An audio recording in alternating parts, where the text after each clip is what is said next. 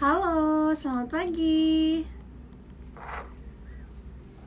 Selamat pagi ya Sobat Cuan, apa kabar? Semoga hari Senin ini kabarnya sehat dan juga dipenuhi dengan keberkahan. Seperti biasa kalau hari Senin aku hadir di sini menemani Sobat Cuan di segmen e-talks, Economy Talks. Dan seperti biasa juga setiap hari Senin aku Olivia Lewis Financial Expert CNBC Indonesia nggak akan ngobrol sendirian, karena kita akan ngomongin terkait tema yang lagi ramai banget, yaitu rupiah terbanting tak sanggup bersaing. Nah, aku nggak ngobrol sendirian karena akan ditemenin sama salah satu ekonom dari CNBC Indonesia, yaitu Mbak Maesaro. Aku mau ngingetin untuk Sobat Cuan, kalau misalnya Sobat Cuan mau ada pertanyaan terkait dengan tema kita hari ini, bisa tulis pertanyaan kalian di kolom question box. Langsung ya, aku invite Mbak Mae.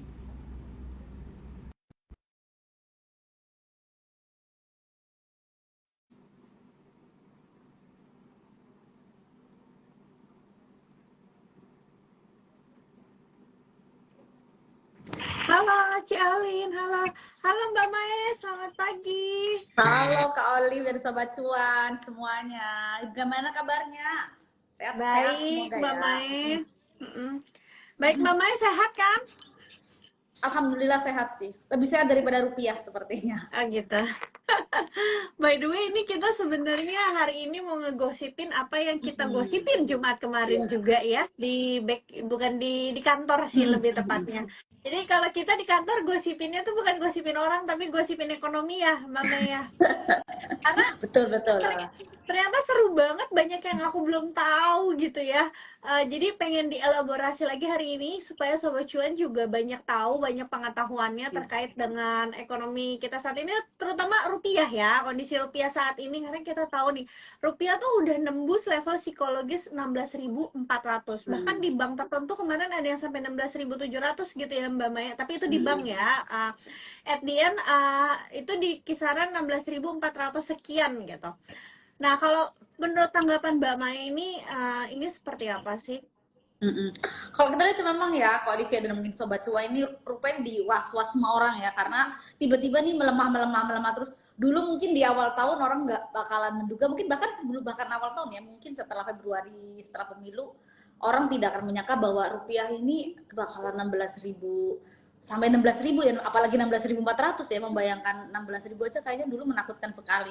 Ternyata sekarang jauh sudah sangat-sangat menjauhi bahkan dari level 16.000 lebih dalam ya. Kalau kita lihat memang ada penyebabnya ya, Kak Olivia dan Sobat Cuan, dari eksternal dan internal sendiri ya. Sebenarnya kalau eksternal kita tentu tahu ya bahwa pusat utama keuangan dunia itu kan yang punya dolar di sana ya, Amerika. Jadi Si mau nggak Paman mau Sam ya. apapun, betul, apapun pergerakan dolar itu akan juga sangat mempengaruhi mata uang lain seperti terutama rupiah ya. Dan persoalannya sekarang itu di Amerika itu belum jelas ya kebijakan The Fed itu sebenarnya arahnya pemangkasannya kapan sih. Orang kan sudah menunggu-nunggu nih pemangkasannya kapan sih, karena ekspektasinya kan turun terus. Dulu mungkin di sekitar Februari orang Maret nih pasti bakal pemangkasan, mundur lagi Juni, ketika Juni orang mundur lagi September, kayaknya mungkin sekarang mundur lagi mungkin sekitar November atau Desember. Itu yang membuat bahwa instrumen dolar kemudian diburu lagi oleh investor-investor asing, kemudian juga pada kabur nih. Kalau kita lihat bukan hanya di rupiah tapi juga di SBN dan IHSG juga terdampak oleh itu ya. Jadi karena orang yang kembali buru dolar nih ya, akhirnya rupiah dan mata uangnya juga melemah ya. Dan ada juga persoalan bahwa Amerika inflasinya kok bandel banget ya, Kak Olivia. Susah nih turunnya nih. Padahal kan udah lama sekali ya, dulu 3,3 nih untuk turun dari kisaran 3,35 ke 3,3 tuh susah banget. Iya, ke bawah 3 beberapa ya. bulan ya.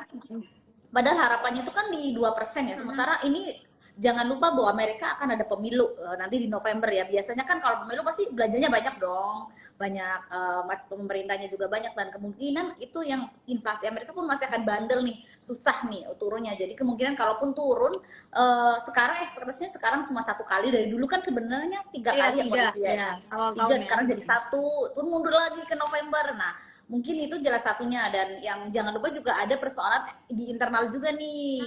Ada juga persoalan mungkin internalnya. ya, internalnya mungkin kalau kita lihat dari sisi ekonominya dulu ya. Kalau kita lihat kan kita lihat surplus kita kan ekspor kita tuh turun terus ya. Kalau Mm-mm. ekspor turun, otomatis pasokan dolar juga turun terus ya. Mm-mm. Sementara orang tuh juga ada pemakaian barang-barang impor kita tuh sangat besar ya. Mungkin kalau kita Mm. ingat bukan hanya mungkin kalau barang modal seperti mesin, kemudian Mm-mm. perlengkapan mungkin untuk barang material pabrik itu kan kita mungkin bisa paham ya. Tapi juga ini ada barang-barang yang konsumsi nih, kita paling impor paling besar salah satu itu gandum, Olivia ya. Karena Mm-mm. kita nih doyan makan mie ya. Mm-mm. Gandum, kemudian susu, ada juga soal bawang putih, beras itu juga mempengaruhi dari impor ya. Kalau susah impornya susah turun, kemudian kan juga nanti pasokan rupiahnya kan semakin terkuras, yang masuk Mm-mm. sedikit, yang keluar makin banyak. Dan kalau kita ingat kemarin itu kan di transaksi berjalannya kita juga ada Ya. defisit dan NPI-nya juga defisit. Ini kan hal yang kembali ke kayak masa lalu lagi nih, masa-masa gelap di mana kita dua-duanya nih ada defisit kembar. Nah, ini yang menarik lagi nih, yang lagi hot isu nih kan Iya, katanya karena fiskal.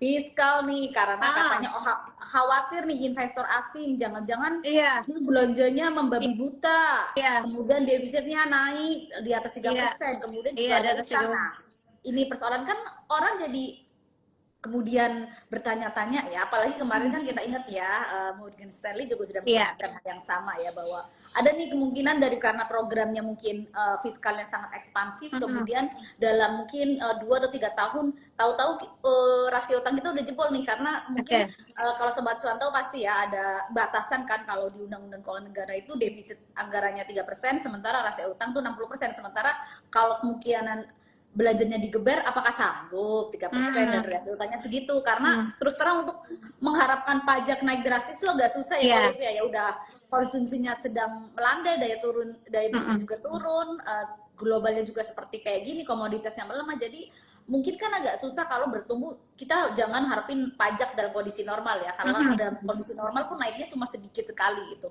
kecuali kalau komoditas naik. Nah, ini yang membuat orang-orang jadi khawatir, waduh ini bener nggak ya, ini aman nggak ya Mm-mm. anggaran apa Indonesia ke depan Ya. nih. Apakah nggak sanggup nggak ya mungkin ke presiden ke depan jaga defisit dan anggaran kita, karena ya itu ada implikasinya yang panjang. Kalau kemudian defisitnya jebol, pendapatannya sedikit, kemudian utangnya naik, itu ya itu tadi dari Oke. segi rating dan Mbak sebagainya. Ini kita kalau ngomongin defisit anggaran gitu, yang Mhm. sebentar lagi kita akan ada pergantian presiden gitu, yang Mhm. ditakutkan banyak investor asing, salah satunya Morgan Stanley, tadi Mbak Mei juga udah sempat sampaikan terkait dengan, wah mereka kayak ragu nih melihat gimana kebijakan fiskal. Mhm. Defisit anggaran maksimum 3% dari kebijakan-kebijakan yang mungkin aja ekspansif ke Mhm. depannya. Sebenarnya pernah nggak sih ada histori, ya aku nggak tahu ya, Mhm. mungkin Mbak Mai kan sudah lama berkecimpung di dunia makroekonomi ini, pernah nggak sih ada presiden sebelumnya atau kebijakan-kebijakan sebelumnya yang sempat misalnya mempengaruhi kenaikan defisit anggaran, dan sebenarnya impact-nya tuh apa untuk ekonomi dan juga misalnya pasar modal itu sendiri kalau misalnya defisitnya nih sampai lebih dari 3%? Tentu kalau kita ingat di 2020 sampai 2022 itu ada pengecualian ya, karena Hmm. semua dunia kan sedang ambruk, kita juga terkena resesi. Jadi kita anggap tahun 2020 sama 2022 anomali ya Kak Olivia ya.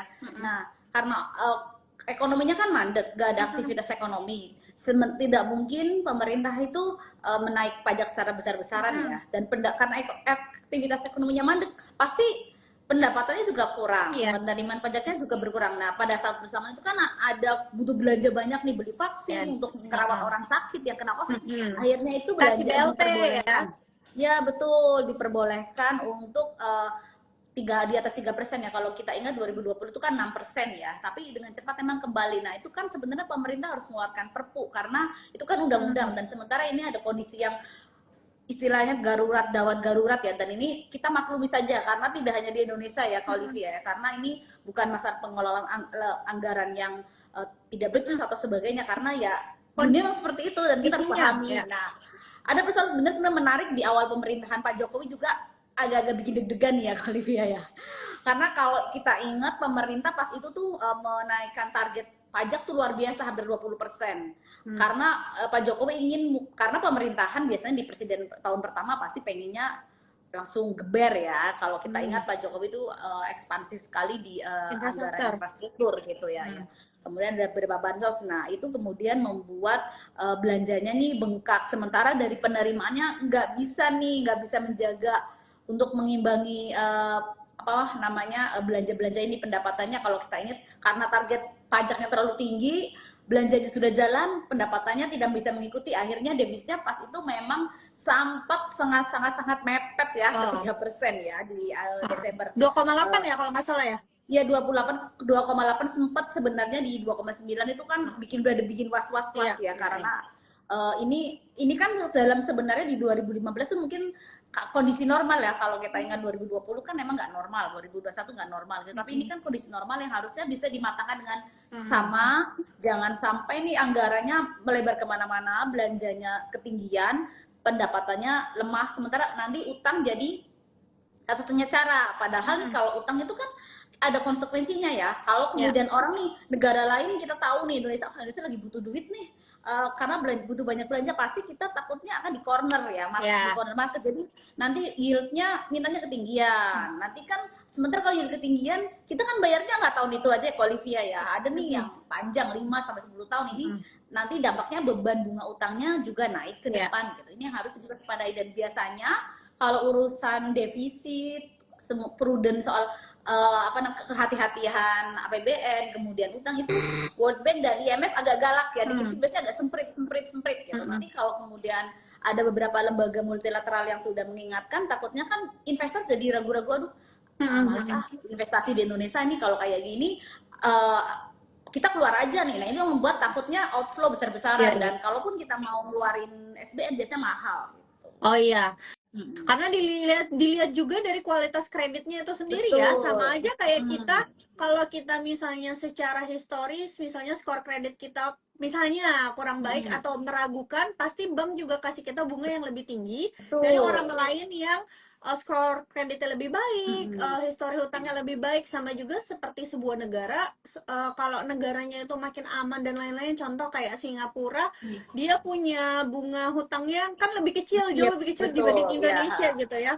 Oke, Mbak Mai, nih kita balik lagi ke rupiahnya. Nah kalau ngeliat kayak gini 16.400 nih udah mulai banyak-banyak. Kalau aku lihat di kolom-kolom komen ya, misalnya di media-media suka ada yang bilang butuh Pak Habibie lah, segala macem lah, takut balik ke 98 lah. Nah sebenarnya kalau kita bandingin situasi rupiah saat ini dibandingin sama Krismon 98 tuh seperti apa sih? Kalau 2020 sih itu anomali ya. Jadi kita coba balik aja kayak ke 98.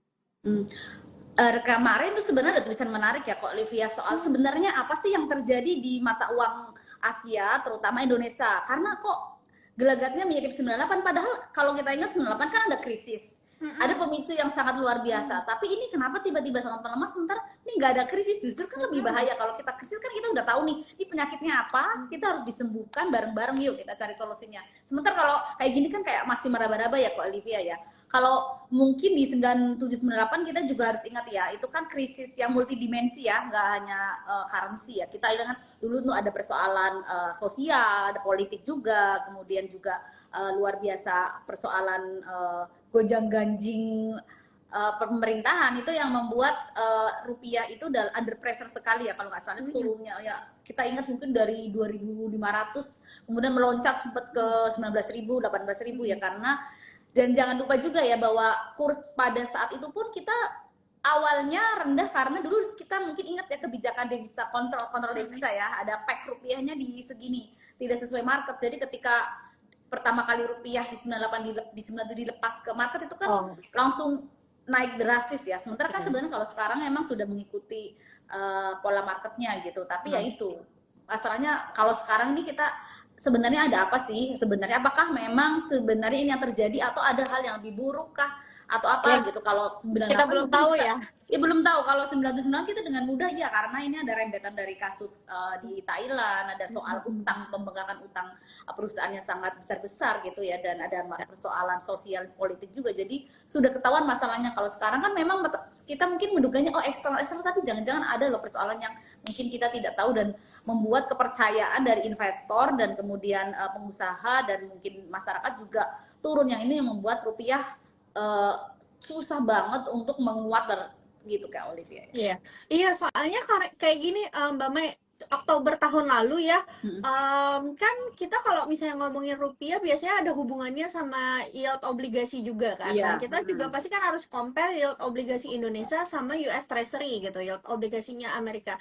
Waktu Oktober 2023 itu yield obligasi Indonesia 10 tahun itu ke 7%. Tapi karena Mm-mm. US Treasury-nya juga ke 5% gitu kan. Betul Jadi ya. wajar ya. Mm-mm. Nah, 2 bulan ini ketika US Treasury-nya memang sempat naik hampir ke angka 5%, tapi sekarang ya yield Treasury-nya udah turun ke 4,2%. Tapi yang saya lihat, Indonesian Government Bonds-nya yang 10 years-nya itu belum turun, masih di angka Betul. 7,2%. Iya.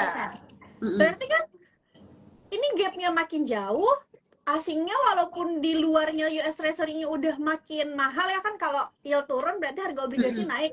Mereka masih belum mau masuk ke sini walaupun Betul. rate-nya udah berapa? Sekitar 3% gitu kan. 3% ya. Iya. Nah, kalau Mm-mm. Mbak Mai ngelihatnya, apalagi sekarang Pak Peri masih menganggapnya ini masih stabil katanya, tapi kayaknya banyak orang yang pesimis Mm-mm. bisa-bisa melewati angka 16.500. Nah, kalau misalnya rupiah melewati angka 16.500, seberapa kuat sih pengusaha-pengusaha kita, apalagi yang mereka-mereka bahan bakunya itu berbasis Mm-mm. impor, tapi harus Mm-mm. jualannya itu berbasis rupiah. Mm-mm. Ini yang memang ya perlu diwaspadai Kak Olivia, karena ini kalau lama nih ya nggak turun-turun dan mungkin nanti malah jebol 16.500, jangan-jangan nanti juga semakin jebol mendekati 17.000 ya. Ini yang membuat uh, implikasinya pertama yang pasti akan kena itu confidence dulu ya, confidence dulu, kemudian nanti nah ini perusahaan-perusahaan saat pertama yang pasti kena itu adalah yang punya utang dalam bentuk dolar ya. Kita lihat mungkin banyak beberapa yang kayak Indofood atau beberapa perusahaan lain yang punya utang-utang dolar ini, pasti kan mereka harus membayar lebih mahal kuponnya dan untuk membayar investornya itu. Kemudian juga ada beberapa perusahaan-perusahaan yang sangat menggantungkan bahan mentahnya itu dari impor ya. Kita lihat pasti Indomie, susu, kemudian mesin-mesin Otomotif juga ya, betul, otomotif beberapa. farmasi, kemudian juga semen, ya betul, Retail. itu juga akan ngaruh-ngaruh banyak. Ini kalau kemudian perusahaannya tidak kuat, otomatis kan mereka harus efisiensi Kak Olivia ya, jelas tidak mungkin antara mengurangi penjualan atau mengurangi biaya yang lain gitu. Nah ini mungkin takutnya nih kalau kemudian beban perusahaan semakin besar itu, kemudian kalau langkah pertama mungkin paling gampang adalah ya udah jangan rekrut dulu nih, jangan banyak-banyak menambah pekerja nih. Tapi kalau berlangsung lama itu kan akhirnya mereka mau nggak mau paling ini salah satu cara adalah untuk mengurangi pekerja ya. Takutnya itu kan PHK, banyak PHK. Mungkin kalau kita ingat itu tahun 98 itu kan banyak sekali PHK ya. Itu yang kemudian dikhawatirkan ke sana.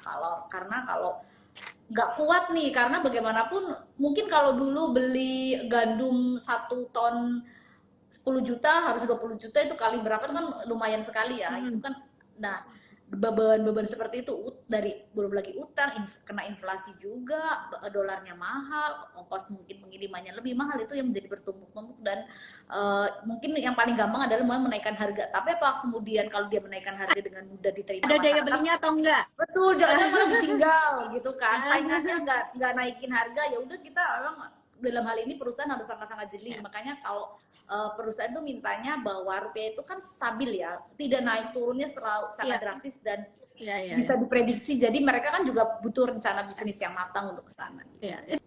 Itu juga sama juga sebenarnya di pasar modal kita. Sebenarnya asing nggak minta untuk kayak ya secara long story 10 tahun terakhir rupiah memang terus melemah, tapi yang dimau asing bukan yang seminggu naiknya tuh langsung berapa persen gitu loh, tapi ya cenderung stabil gitu, jangan yang terlalu volatil. Jadi asingnya juga agak bingung nih mau masuk pasar Indonesia gitu kan, banyak currency risk.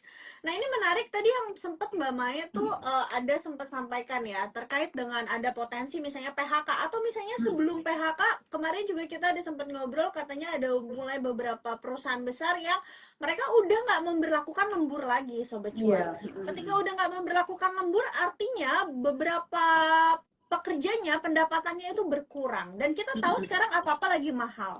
Ketika pendapatannya berkurang, otomatis nih pertumbuhan ekonomi yang di Indonesia PDB-nya itu 56% disumbang oleh konsumsi rumah tangga.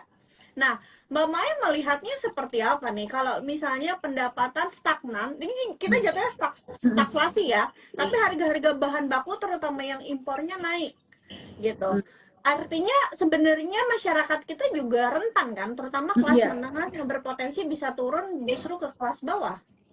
Ya betul ya, karena sebenarnya kalau mungkin pelemahan IHSG mungkin orang nggak terlalu, ada beberapa investor yang masih sangat peduli ya, tapi kalau rupiah ini kan masalahnya mengena dari kalangan paling Ya, bawah sampai atas ya, dari pengusaha levelnya mungkin Salim Group, Indofood mungkin atau siapapun sampai ke emak-emak Astra yang beli ya. tempe ya, itu Heeh. kan belum lagi ini ibu-ibu nih kalau susu bayinya bisa semakin mahal juga ya, karena memang karena siapa pasti kalau transaksi kan butuh uang. Nah, butuh uangnya Mm-mm. itu kan ya ada banyak yang harus pembelian barang-barangnya itu membutuhkan impor, itu yang juga sangat terkena banget ya. Ini kemudian nih kalau masalahnya naik terus dan susah nih dijangkau ini, kalau kemudian dulu mungkin sempat ada demo pengusaha tempe Hmm. ya, karena tempenya kedelainya, harga kedelainya sangat naik. Ini kan bisa terjadi. Kemudian harga susu naik, harga Indomie naik, kemudian juga belum lagi harga baju, belum lagi mungkin pasti akan ngaruh ke semua lini ya, dari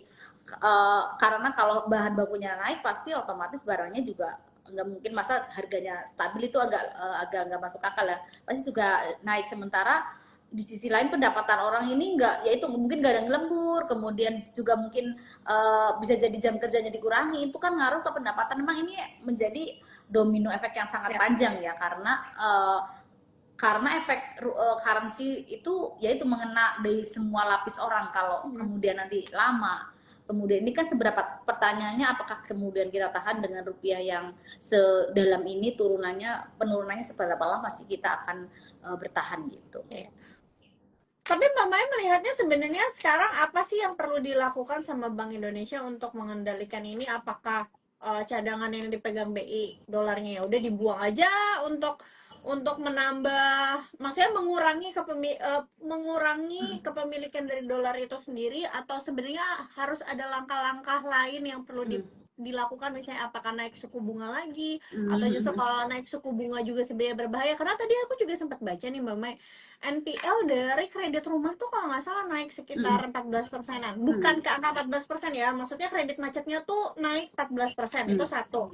Terus beberapa waktu lalu juga aku ada sempat bikin konten untuk cuap-cuap multifinance. Juga sama, Iya. NPL salah satu multifinance terbesar di Indonesia tuh naik dari 0,4% jadi 0,6%. Ya ini kan sebenarnya hasil dari banyak masyarakat kita yang akhirnya nggak mampu bayar cicilan karena belanja bahan bakunya tuh untuk kebutuhan pokoknya udah naik. Jadi Betul. mereka tuh payment kompet apa maksudnya kemampuan untuk membayar hutangnya tuh jadi menurun. Mbak Maya, menurut Mbak Ya Maya kalau apa yang harus dilakukan Pak Peri? sebenarnya bukan Pak Peri aja ya, kita Iya. mungkin semua nih, semua Iya, orang kita ini semua deh ikut semua berkontribusi. ayo ikut Ah, ah. menguatkan rupiah. Kalau kita ingat, mungkin kalau BI akan melakukan tentu saja menjaga rupiah dengan operasi moneter ya. Kalau saya rasa kalau suku bunga dinaikkan lagi itu mungkin dampaknya biasanya suku bunga itu kan berkenaan dengan demand nih. Kalau demandnya naik terus baru kemudian mereka akan mencoba menahannya dengan naikin suku bunga. Padahal persoalannya sekarang bukan di demand ya Kak Olivia ya. Persoalannya kan ini ada di hal lain gitu. Dan apakah kemudian efektif? Bisa jadi efektif sebentar, sehari dua hari, kemudian melemah lagi. Kalau kita ingat di Oktober atau kemudian di terakhir juga tetap tidak Iya, terlalu berdampak besar iya. kepada hanya 1-2 hari. Jadi kan pemerintah juga sebenarnya menurut saya masih bisa melakukan banyak cara ya, Kak Olivia. Kalau kita ingat nih, Malaysia kemarin mata uang ringgitnya turun Iya, terdalam iya. level terendah sejak 98. Kemudian Maret mereka melakukan kebijakan bahwa meminta BUMN mereka yang terkait dengan perusahaan-perusahaan untuk yuk balik lagi, dolarnya dibalikin lagi, ekspornya dan pendapatan yang di luar negeri dibalikin lagi, dikonversi, jadi mereka ada pasokan dolar bertambah. Dan sebenarnya menurut saya pemerintah sebenarnya langkah-langkah ini yang bisa dilakukan ya. Kalau sekarang kan hanya mungkin 3 bulan itu pun tidak dikonversi tapi dilaporkan ya. Sementara kalau kita lihat negara-negara itu sudah sangat berani, Kak Olivia dan Sobat Cuan ya. Kita lihat Thailand itu harus ditahan setahun, kemudian ada di Brazil, negara Argentina juga, semuanya itu dolarnya itu tidak hanya ditahan tapi dikonversi. Artinya kalau dikonversi itu kan ada pasokan dolar ya. Ada pasokan dolar yang ada di masyarakat, di perbankan. Jadi ketika orang butuh dolar itu ada dan tidak menimbulkan istilahnya apa ya, kelangkaan. Jadi BI tidak harus mesti kemudian operasi moneter. Nah, ini juga yang harus menurut saya bisa dilakukan ya. Mungkin emang agak keras, tapi saya rasa semua juga dalam ini harus berkorban ya. Usaha dan kemudian BI juga sudah berkorban, dan kita juga masyarakat juga untuk sementara mungkin bisa membantu rupiah nih Kak Olivia ya. Satu, kurangi beli-beli barang impor nih ya, mungkin sepatu atau apa, kemudian ya jangan mungkin menahan dulu nih pergi ke luar negeri kalau mau aduh kita tahu ya mungkin kalau ke Tokyo lagi murah, ke Tokyo lagi murah, tapi kemudian kan ini membuat permintaan dolar jadi naik ya. Terus mungkin ya itu juga mungkin kalau berwirausaha yang menghasilkan dolar kan mungkin dalam jangka panjang, tapi itu pemerintah mungkin kalau masyarakat pertama yaitu jangan setelah ini kemudian mumpung dolarnya lagi naik ya udah deh apa namanya justru malah panik dan membeli dolar, itu kan mungkin bisa juga ya. Betul. Nah, mungkin yang cara paling gampang adalah mengurangi barang-barang impor dulu nih, kita tahan dulu ya. Mungkin yang dulu beli sepatunya 3 impor, mungkin sekarang bisa dikurangi 1 dulu, atau ya intinya semuanya harus berkorban sih dalam kondisi kayak gini sih Kak Olivia. Oke, mamanya seru banget. Tapi kita udah lewat dari waktunya. Sebenarnya masih banyak banget pertanyaan aku. Seru ya Sobat Cuan ya. Aduh, tapi udah mau 3 menit lagi, takutnya Mbak Mai masih nyiapin artikel dan lain-lain. Mbak Mai makasih banget ya. Nanti kita ngobrol-ngobrol lagi ya. Aku pengen ngobrol lagi nih terkait nanti dedolarisasi gitu kan. Apalagi Arab udah berhentiin petrodolar, apa aja sih dampaknya dalam jangka panjang. Tapi nanti kita ngobrol lagi ya Mbak Mai. Makasih waktunya untuk hari ini. Terima kasih Sobat Cuan, hari ini ramai banget yang nonton. Untuk Sobat Cuan yang ketinggalan live kita dari awal, boleh tonton siaran ulangnya di Instagram CNBC Indonesia atau juga Instagram cuap_cuan. Jangan lupa follow Instagram kita CNBC Indonesia dan juga cuap_cuan. Dengerin podcast kita di Spotify, Apple Podcast, Google Podcast, dan juga Anchor. Subscribe YouTube channel kita cuap_cuan dan juga CNBC Indonesia. Sobat Cuan, Cuap Cuan mau ada kelas cuan online hari Minggu tanggal 29 Juni. Kita akan materinya itu terkait dengan investasi saham. Jadi akan diajarin terkait fundamental analisis dan technical analisis. Harganya murah banget, 50.000. Kalian bisa langsung dapat e-sertifikat dari Cuap Cuan powered by CNBC Indonesia. Terima kasih atas waktunya aku Olivia Luis, financial expert CNBC Indonesia, dan Mbak Maya Saro selaku ekonom CNBC Terima Indonesia. kasih juga Olivia Sobat Cuan.